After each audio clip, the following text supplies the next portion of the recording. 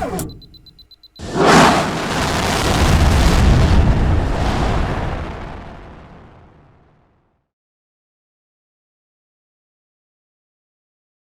right, so we have talked about what doesn't work, preparation and presentation, expectations, follow through, incentives. This is where we're going to end our time. The last session is what I like to call, yeah, but fill in the blank. Yeah, but you're saying, Pastor Phil, that's all well and good, but I've got this unique exception. And there is no shortage of unique exceptions. You have to pray through what will work in your environment. What we've already described will probably help you manage about 95% of the problems that you'll come across, but there will be that 5% exception. Now, the first thing that I want to talk about is that kid. That kid. You know who that kid is. I'm not going to say he's the bad kid because he has worth the same way you had worth when God died for you while you were a sinner. But I will say he is that kid that requires a little extra grace from us. The one that runs. The one that tries to take off his shirt in the middle of church. Maybe it's a kid with special needs. Maybe it's a kid with a rough background who was taught by his environment that misbehavior is the only way to get what you want. But whoever that kid is, there are some things that you can use with that kid, one of which is delayed consequences. Most often, those are the kids that are so disruptive that it kind of halts the progress of the class. And it's okay to immediately address it without immediately correcting it. What I mean by that is, I don't have the time to stop the entire classroom to have a conversation with you about why this is hurtful. I will talk to you later. But right now I have to address it without explaining it. Let me give you an example. So Johnny gets up and starts running around in circles and screaming. And you have to hold him down, put him in a seat and say, listen, this is unacceptable and we're going to have to talk to your mom and dad as soon as we're done here. And maybe mom and dad can help us understand exactly why we have to sit and listen without running and screaming. Could you please come here and sit next to him? Or would you come over here and see if you can find his parents, and then you postpone that consequence for later. This is especially helpful actually with your own kids. But when you have to stop the entire class to address something, sometimes that's not the moment where you have to have that conversation. You have to just defer that to after class or defer that to somebody else. You can delay that consequence. Even though you're addressing the issue immediately, you can delay the consequence for later. You can say, okay, we're going to talk about this later. We're going to talk about the consequence of this kind of behavior. But for right now, just know this is not acceptable and we're going to move on, okay? Now, I'm not saying that that's going to stop the misbehavior, but what I am saying is that the long term, you don't have time to stop and mess with it because you got a whole class waiting for you.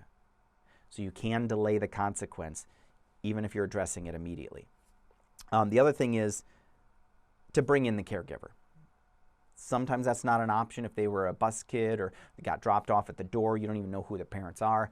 I don't know what your circumstance is, but if there is a caregiver who drops that person off, and sometimes that means it's the bus driver or it's the ministry coordinator or it's the neighbor who's bringing the neighborhood kids. But whoever that caregiver is, sometimes you have to get to the point where it's like, we only have 2 teachers in the room.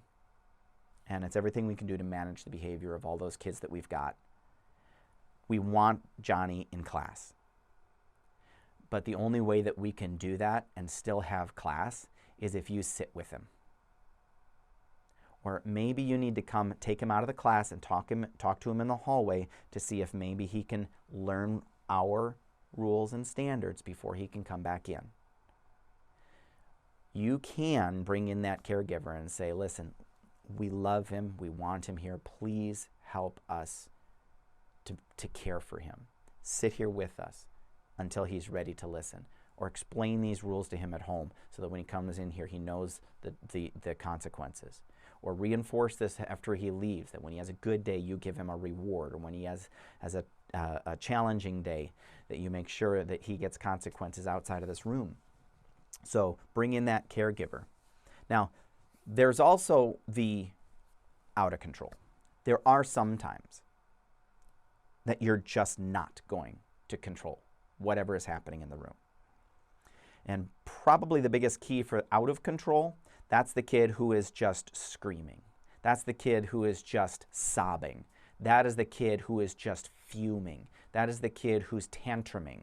So the one that is out of control, there's a big key to helping those out of control kids, and that is you cannot reason with emotion. If there is a kid who is out of control, you cannot reason with emotion.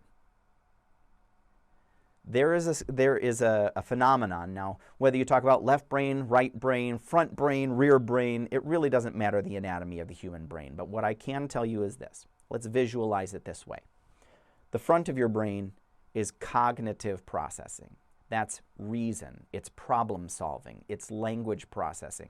The front of your brain is where you think and make decisions clearly.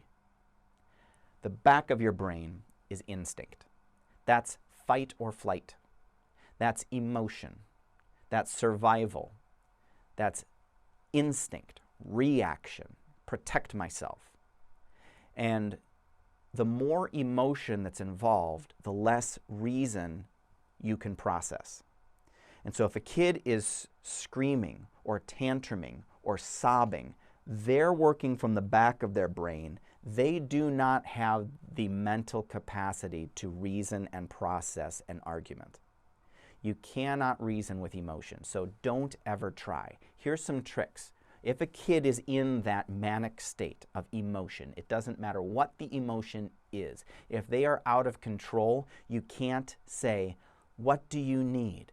Let's calm down. Can we move into the hallway?" You can't talk to them with reason. You have to get their brain out of emotion mode into reason mode. And the way you do that is distraction. What color shoes am I wearing? What breakfast did you eat this morning?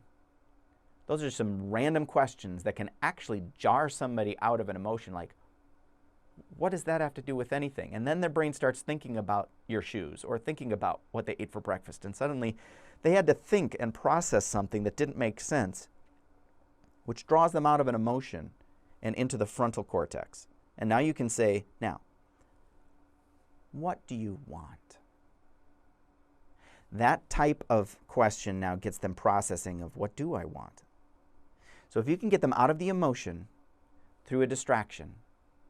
My wife likes to do this with suckers. It's like, you know what you need? You need a sucker. Do you want a sucker?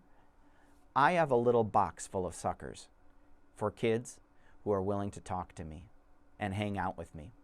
Would you like to eat a sucker and talk to me? That sucker just pulls them out of the emotion. We don't need to give kids sugar in order to make them behave. What we need to do is get them out of the emotion so that we can talk. It doesn't solve the problem. It doesn't stop the misbehavior, but it gets them out of the emotional state into the I can have a conversation with you mode.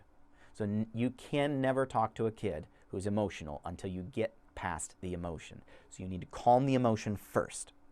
The second thing that you can do if a kid is out of control is call for help. Call for help. You're already thinking, I don't have enough help to run the room I've got. Where am I going to get extra help to deal with that kid? Listen, you can call the usher, call the check-in person, call the parent, call in a greeter. You can say to the oldest kid in the room, go get mom. Can you watch the class while I take her to mom? Can you take her to security guard or check-in person or usher or greeter? Could you come in here for a minute and could you just take her to get a drink while I close down the classroom? Or can you just watch the classroom and make sure nobody dies while I take her to go get her mom? You need to call in for help. And it is very, very, very helpful if you ahead of time just designate somebody who can be on your speed dial, on your text message, on the parent page or whatever, that can be that instantaneous come in and address an emergency person. It doesn't have to be a children's ministry volunteer, and it doesn't need to be somebody who's willing to come in every week. It can just be, hey, head usher, hey, pastor's wife, could you just be on call if I need an emergency? Sometimes you need that help so that you can address the situation without destroying the entire class. Then there's kids with special needs. Kids with special needs are a unique bag, and there's way too much material to go through for special needs than I could ever address in a single training session. But the best tools to help with special needs is to recruit a one-on-one buddy for them. If that's a parent, an older child, a teenager, maybe somebody who already is familiar with special needs in the community, in the educational world, there are a lot of resources available for special needs in the school, and sometimes just asking them what advocates they have available to help kids with special needs is a good resource. So having a one-on-one is the best. And even if it's just a disruptive kid who's hyperactive, having one person to sit next to them and be their one-on-one is sometimes the best solution. The other way that I've already described is to bring in the caregiver. That we had a kid who was the best runner in my 20 years of ministry. He could bolt out the door and into traffic before the teacher knew he was gone. And so we had to create checkpoints with our safety team around the building where if he got out, we were able to post interceptors at the exits to head him off at the pass. And the solution for him was we could not have him in the classroom and still run a classroom. So we had to ask the parent, hey, we want him in the class. Can you be the person who sits in the class with him? That's not ideal because we want the parents to go into church, but we want that kid in there more. And so if they want to be with that kid and sit with that kid, that'll enable you to do ministry until they're able to manage themselves or until you're able to recruit a one-on-one. And the other one is make a space where they fit. You can have a separate wiggle-giggle room where the parents can watch the service and manage the behavior of their weird challenges, you know. Or you can have a space in the back of the room for pacing. It's like this is where our autistic or our ADHD kids are allowed to walk back and forth. They're allowed to fidget with things. They're allowed to color at this table. They have an activity to keep them busy where they are okay to get up and walk around. And that doesn't have to change the rules of the room. Those kids need that space in order to walk and run. And so we're just going to let them have that space, and it's okay.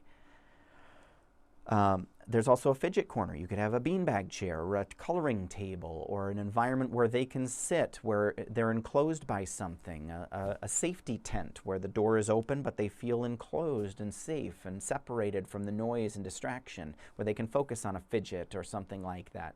Sometimes those are really useful even in the room with the other kids.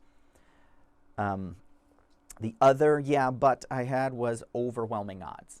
If you are in an environment where you've got 100 kids and one teacher, you need to change the odds. They are stacked against you, and you really aren't in a position to be doing productive children's ministry if your odds are that skewed.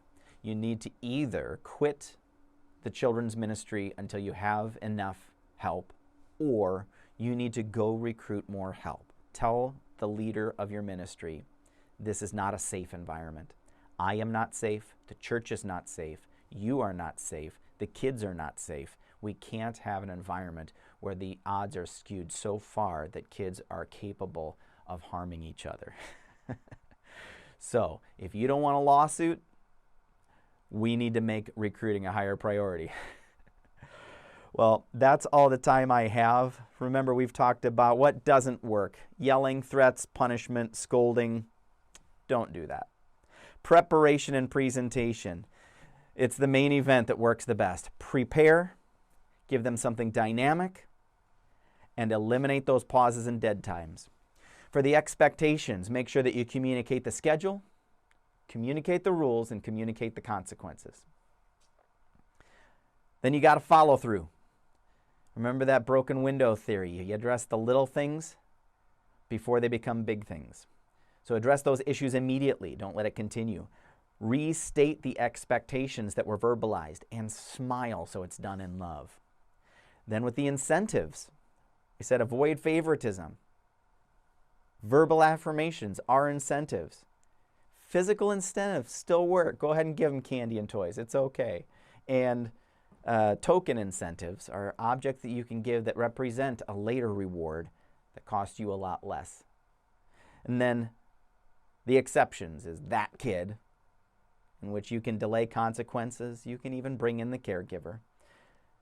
And then you have those out of control situations where you can't reason with emotion. You got to get past the emotion first. And once you talk them back down to earth, then you can talk to them.